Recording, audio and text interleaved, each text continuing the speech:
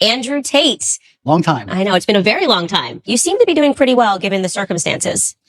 I know the truth of my heart, and I know that what I say is the truth, and I understand very well the internet and how it works. And I also think I'm perspicacious enough to understand there's certainly a degree of weaponized virtue and perhaps a degree of jealousy and perhaps a few other things that are involved in all of these attacks.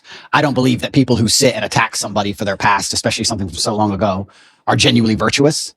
I don't think it's about virtue. I think it's about, well, I can get some clicks this way, or I can get some views that way, or he did the biggest interview ever, or whatever it is. There's certainly some other motivations. We're now in a situation where if the legal system's completely fair, then the case is over. So what they're trying to do is they're going to conflate with old videos of mine, and they're going to try and muddy the waters and gaslight. And I will say that I am unhappy those videos exist, and I will say I wish I never made them, but I won't say that I'm sorry, because at the time I did the best I knew how to do. And I think that's important for the young kids that are following you, especially the young men, to know, like I say, I always hope that I talk about the mistakes that I made, and I probably wouldn't even categorize them as mistakes. It's just things that I did. And if I could go back, of course I wouldn't do it. Hindsight's 2020, yeah. But it's important for them to hear that. I'm not proud of that. Obviously, I'm not proud of it. And that's why I never push them to the world. And that's why I never, propagate them in any way. Unfortunately, there's a weaponized attack against me where they still exist. And that's why I do so good to talk against them. I think that if you want to tell kids not to do drugs, you usually have a reformed drug addict to stand up and say, don't do drugs. I was a drug addict. It was a mistake. And I think that gives you a degree of credibility.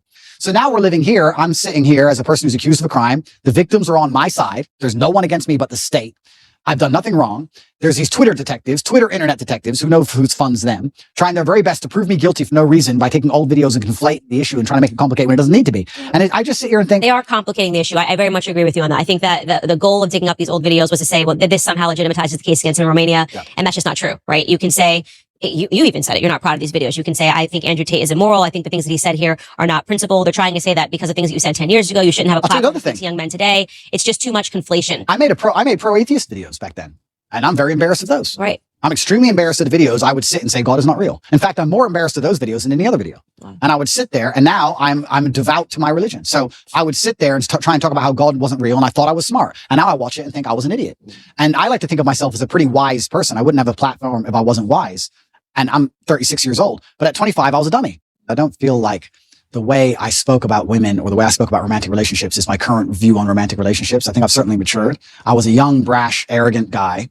This is what happens when you have a young kickboxer who's beating everyone up, who's making a bunch of money from the streets. I was a young, brash, arrogant guy, and I spoke in a way I perhaps shouldn't have spoke. And I'm sure if Jay-Z makes a song today, he won't speak about women and crack and drugs the way he used to speak about women and crack and drugs. It's just the reality of life. And you have to grow, and you have to take the embarrassment which comes from growing. So I will certainly sit here and make sure, I think the whole world understands that that's not my message. That's not what I'm teaching young boys today. The young boys who are following me today have no interest in these videos and don't watch these videos unless they're pushed by haters. And I think that overall, I'm a net positive for the world. I think that men being so disenfranchised I want to say something quickly about the British school system. The English school system has attacked me. Now they're trying to they've spent billions of dollars trying to remove me from schools because young boys were running around saying, what color is your Bugatti, and repeating my sayings. I don't think I can really truly be held responsible for the fact that young boys repeat a saying, especially one that's not particularly aggressive. I think that shows that the young boys are looking for a hero and someone to look up to. And I feel like I'm filling a gap. And that's why I understand it's so important I say very good things and teach very good things. And I don't think I would have learned so much good if I hadn't been involved to a degree with the dark and the bad. I don't think there is light without dark. A lot of my lessons and a lot of the messages I give to the world come from the fact that I grew up in one of the worst areas of the Western world, surrounded by drug dealers, surrounded by real pimps doing real bad things, surrounded by broken homes. I learned all these lessons. And if I had never had those experiences and never grew up in that scenario, how could I be a person who's now teaching young men, disenfranchised young men, the realities of the world? And I think the best defense for all of these things, personally, I don't think that anybody should take my word for it. I think the best defense for all of these things are the voices of the woman directly involved. Right. We say, believe all women, right? That's what we say, isn't it? Okay, well, you don't have to listen to a word I say or believe a word I say. If you think I've done something wrong to a woman and the woman stands up and goes, no, I love him, that's garbage, then that should be the end of the issue, I believe. And I do think that one of the reasons why they dislike me so much is because, yeah, I certainly live a teenage boy's dream. But if you want to inspire the next generation, how else are you going to do it, right? You have to have the fancy car and the big yacht and all these things. And by inspiring these men to stand up and think for themselves and resist the slave mind, it's doing genuine damage to their slave agenda. Genuine damage to their slave agenda. And I think that that's why I especially ended up targeted. I truly believe that's what's happening. I think there is an element of it that it's you've captivated young men, and that is a very important demographic in order to sustain an enslaved population. Is you need to poison men, and I think that is true. Let's go to the Loverboy method. We have a man here who has spoken to a woman in a very nice, polite, kind way, has never even had a BDSM relationship with her, hasn't hurt her, hasn't hit her, only spoke to her nicely. She is saying he is nice. She is saying he did nothing. Okay, she's brainwashed and he used lover boy. You can't even be nice.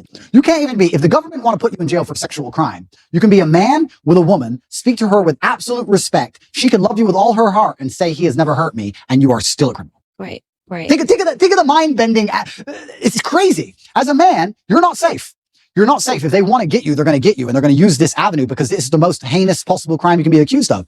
The process itself is the punishment. Let's look at what happened to me.